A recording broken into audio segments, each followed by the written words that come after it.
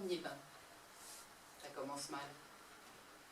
Elle s'attend à être saisie, l'eau est tiède, huileuse, les vagues sans conviction.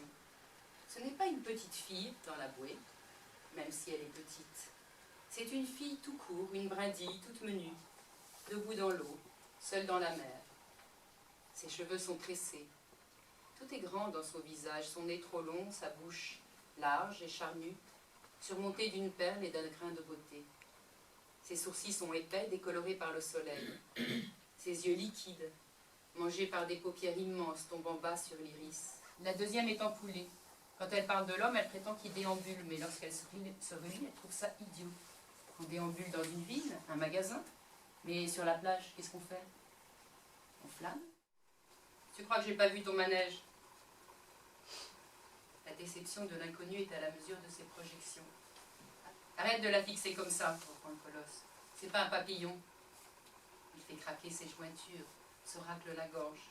Elle raconte la scène dans son carnet à la lueur de sa lampe de poche.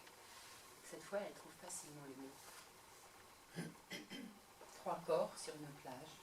Sur une page, 3 personnages. L'homme, la femme et la très jeune fille.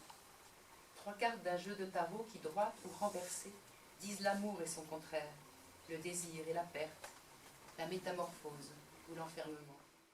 Mais ça, c'est pas du tout ce que la petite voit. La petite, elle voit, et pour elle, des mots sont des couleurs. Ça s'appelle la synesthésie. Il y a des... Je ne sais pas si quelqu'un d'entre vous est touché par cette grâce-là. Il y a beaucoup d'artistes, hein. Rimbaud, tout ça. Oui, par exemple. Il y a beaucoup de musiciens, je crois. Musiciens aussi. Je l'ai rencontrée, elle était vraiment petite, elle avait 6 ans, quelque chose comme ça. Et elle était vraiment trop grande pour son âge. Il y a cette idée dans mon personnage de la petite. Et elle était douée de ça, de voir la couleur des mots. Et je lui avais demandé à l'époque, je lui avais dit, alors moi je m'appelle Marie Nimier, c'est quoi? Marron rouge. D'accord, ça m'avait touchée parce que c'est une histoire personnelle, c'est que mon père est mort dans un accident de voiture. Et la mémoire que donc mon père était écrivain, était un homme public, donc on a beaucoup parlé de cet accident pour des gens, ça a été quelque chose d'important. Et la plupart du temps, ou dans pas mal d'articles, sa voiture, qui était une Aston Martin, était décrite comme rouge. Et en fait, elle était marron. Elle était marron, il l'avait faite, elle était peut-être rouge à un moment, et il l'avait fait repeindre, quelque chose comme ça, donc elle était marron. Et ça m'a touchée, voilà, c'était peut-être un hasard, mais pas des hasards de ce genre, c'est quand même assez fou.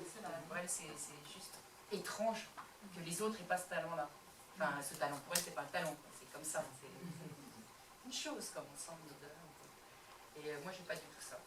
C'était un livre sur la relation père-fille, une relation que j'avais abordée dans La Reine du Silence, qui est un livre qui est sorti en 2004, pardon, et donc il y a 2004, ça il y a longtemps, sur l'héritage, sur interroger la filiation, qu'est-ce qu'on garde de son père, qu'est-ce que le père transmet à la fille, même si le père est mort, qu'est-ce qu'on fait avec cette absence, qu'est-ce qu'on fait avec des manques de souvenirs, mais qu'est-ce qu'on a quand même hérité, enfin voilà.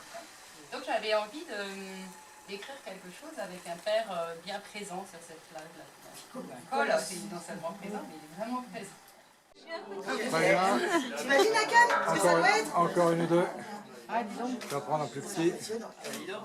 Oui,